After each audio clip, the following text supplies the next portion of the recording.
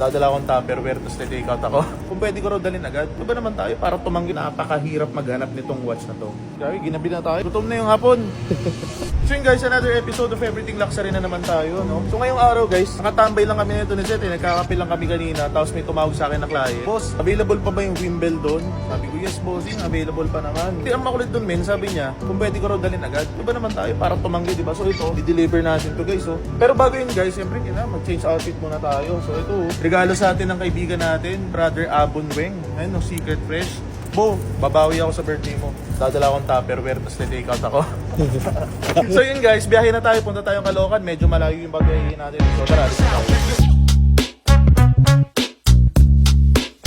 Check this out. Check this out. So ito sir, inclusions niya. Ito yung manual mo. Tapos ito yung card mo. Para ma-check mo sir kung legit yung watch na bibilin mo, kailangan tugma yung serial dito sa 6 o'clock. Naka-rehot yung serial.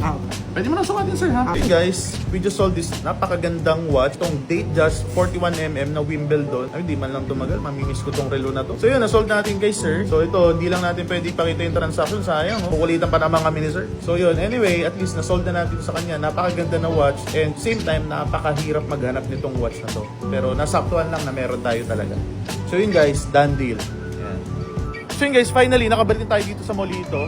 Grabe, ginabi na tayo. Sarado na yung shop po, no? Sarado Sarado na. na. Dinner na lang muna tayo. Saan tayo? Kain tayo, kahit saan. Kita-kisa ulit next video ha. Kain muna kami. Gutom na yung hapon.